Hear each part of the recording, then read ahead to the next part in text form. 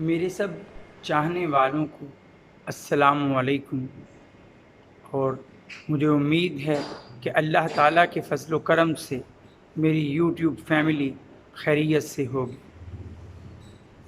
ہر سال رمضان المبارک آتا ہے۔ ہر سال 29 یا 30 روزوں سے مستفید ہونے کا ہمیں موقع بھی ملتا ہے۔ ہم اس کی ڈھیروں برکتوں، اس کے فیوز و برکات سے مستفید ہونے کی کوشش میں لگے بھی رہتے ہیں، اس کے فضائل سنتے ہیں، دیکھتے ہیں، لیکن جب رمضان المبارک گزر جاتا ہے اور ہم اگر زندہ رہتے ہیں تو ہمیں یہ دیکھنے کا بھی موقع لازماً ملتا ہے کہ بہت سے ہم میں سے ایسے لوگ ہیں جو جیسے رمضان المبارک سے پہلے تھے ویسے کے ویسے ہی رہ گئے۔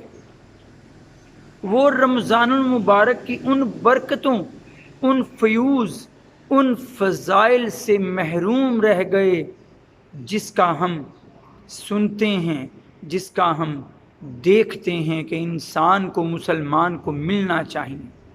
ایسا کیوں ہے؟ کیوں ایک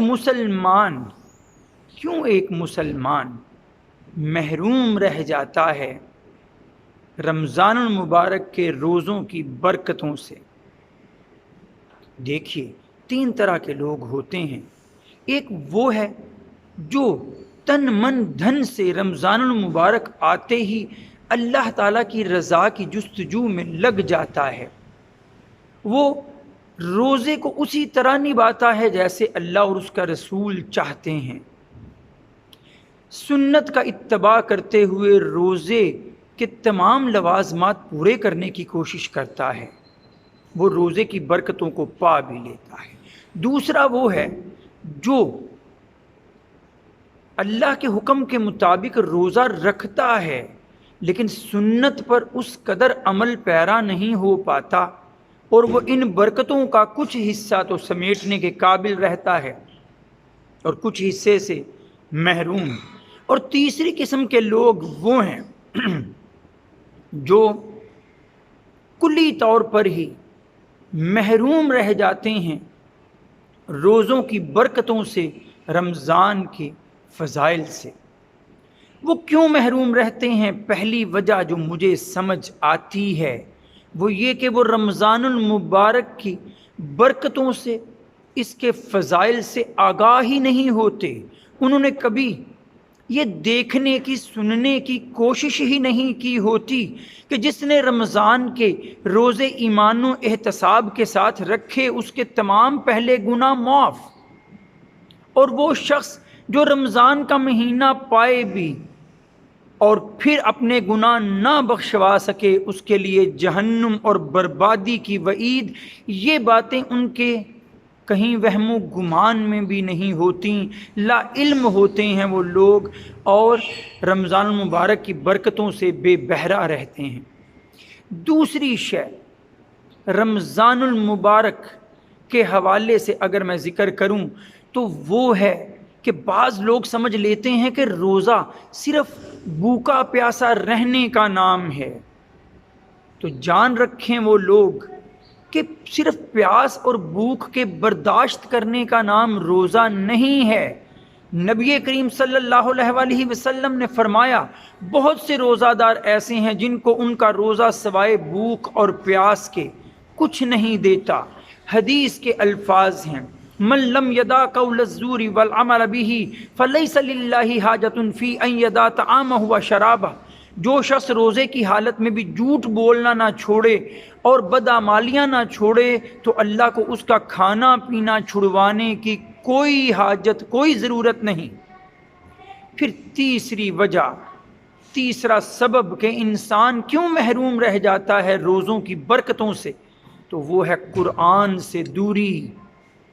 یاد رکھیے، قرآن ہی کا تو تعلق ہے رمضان کے ساتھ کہ انا انزلناہ فی لیلۃ القدر، اور کہیں کہا جاتا ہے سورہ بقرہ میں شہر رمضان الذی انزل فیہ القرآن.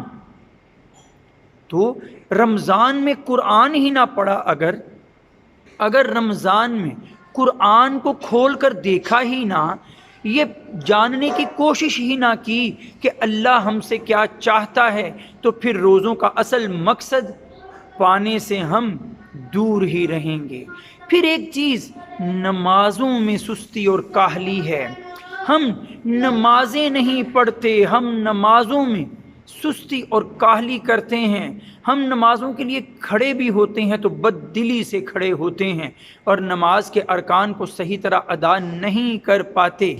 یاد رکھیے گا قرآن نماز میں بھی پڑھا جاتا ہے، تو نماز کی پابندی اگر ہوگی تو قرآن پڑھنے کا اہتمام بھی ہو سکے گا.